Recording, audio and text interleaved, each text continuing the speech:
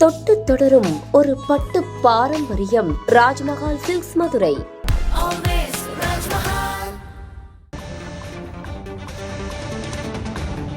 மற்றொரு அண்மை செய்தி. கனமழை காரணமாக நெல்லையப்பர் கோவிலை வெள்ளம் சூழ்ந்திருக்கிறது. நெல்லையில் கனமழை தொடரும் நிலையில் நெல்லையப்பர் கோவிலை சுற்றி மழைநீர் தேங்கியிருக்கிறது. சாலைகளில் நீர் தேங்கியுள்ளதால் பொதுமக்கள் மற்றும் வாகன ஓட்டிகள் கடும் அவதியடைந்து வருகிறார்கள். இந்நிலையில் நெல்லையில் கனமழை தொடரும் நிலையில் நெல்லையப்பர் கோவிலை சுற்றி மழைநீர் சூழ்ந்திருக்கிறது.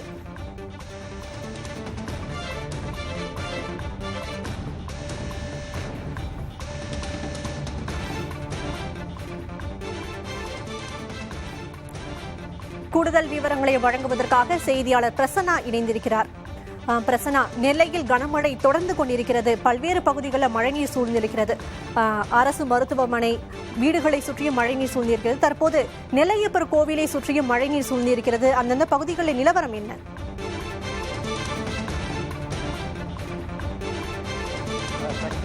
நெல்லையில் நேற்று இரவிலிருந்தே தற்போது வரை மழையானது விடாமல் தொடர்ச்சியாக பொழிந்த வண்ணமே தான் இருக்கின்றன. ஒளிப்பதிவாளர் லட்சுமணன் காட்சிப்படுத்திக் கொண்டிருக்கக்கூடிய இந்த நிலைதான் நெல்லையப்பர் கோயில் அறிவிக்கக்கூடிய வடக்கு ரத வீதியாகும். இது முக்கிய ஒரு வணிக ஸ்தலமாகும். நாள் ஒன்றுக்கு பல கோடி ரூபாய் வரை வியாபாரம் நடைபெறக்கூடிய இந்த பகுதியில் நேற்றிலிருந்தே இந்த பகுதி முழுவதுமே முடங்கி போய் தான் இருக்கின்றன. பெரும்பாலான கடைகள் சாத்தப்பட்டு அவர்கள் ஊழியர்களை வெளியே அனுப்பி தற்போது கடையை மூடி வைத்திருக்கிறார்கள். மின்சாரம் இந்த வணிக ஸ்தலம் என்பதனால் மின்சாரம் இந்த பகுதியில் எப்பவுமே இருக்கக்கூடும். தற்போது மழைநீர் ஒவ்வொரு அரை மணி நேரத்துக்கும் அதிகரித்துக் கொண்டேதான் செல்கின்றன.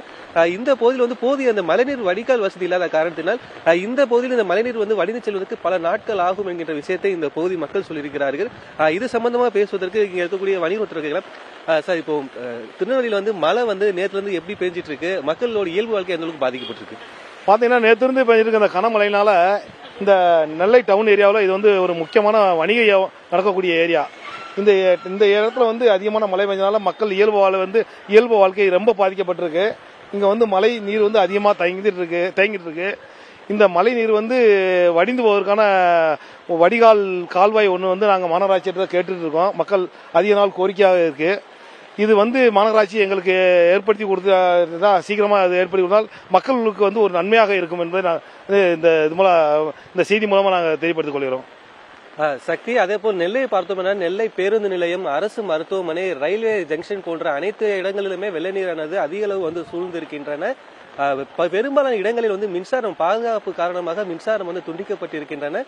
நெல்லை மண்டலத்தில் மட்டும் கிட்டத்தட்ட 4 இடங்களில் மாநகராட்சி சார்பாக சிறப்பு வெள்ள நிவாரண முகாம் அமைக்கப்பட்டிருக்கின்றன.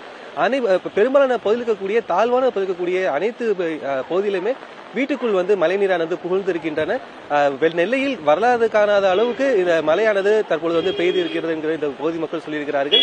இந்த வடக்கரத வீதியில் இருக்கக்கூடிய பலாயிரக்கணக்கான தொழிலாளர்கள் நாளை மீண்டும் பணிக்கு வருவார்களா இல்லை என்பது குறித்து இதுவரைக்கும் எந்த ஒரு முடிவுமே இல்லை. இருப்பினும் ஊழியர்கள் அனைவருமே தற்போது வீட்டுக்கு செல்ல முடியாமல் கடைக்குள்ளே முடங்கி போயிருக்கிறார்கள். வயதானவர்கள் மிகுந்த சிரமமாயிருக்கிறார்கள். சக்தி, நாளை மறுநாள் வரை கனமழை தொடரும் என்று ஒரு எச்சரிக்கை விடுக்கப்பட்டிருக்கிறது. தற்போது அங்கு வணிக வளாகங்கள்லாம் திறந்திருப்பதை காண முடிகிறது. அவர்களுக்கு மாவட்ட நிர்வாகம் சார்பில் என்னென்ன அறிவுறுத்தல்கள் வழங்கப்பட்டிருக்கிறது? பிரசன்னா.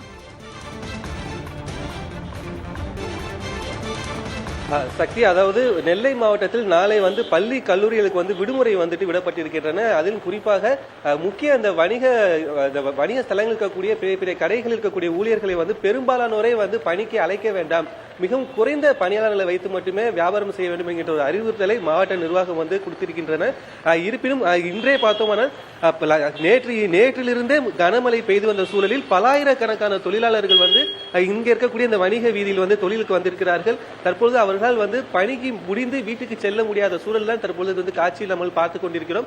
பெரும்பாலான நபர்கள் கடையை உடனடியாக மூடிவிட்டு, ஏன்னா மழை மீண்டும் அதிகரிக்க கூடும் என்கின்ற ஒரு அச்சம் காரணமாக ஊழியர்கள் அவசரமாக வெளியேறிக் கொண்டிருக்கிறார்கள். இருப்பினும் இதுல வயதான பெண்மணிகள், முதியோர்கள் வீட்டுக்கு செல்ல முடியாத நிலையில் தற்பொழுது சிக்கி இருக்கிறார்கள். சக்தி, அண்மை தகவலுக்கு நன்றி பிரசன்னா. தொட்டு தொடரும் ஒரு பட்டு பாரம்பரியம். ராஜ்மஹால் சில்க்ஸ் மதுரை.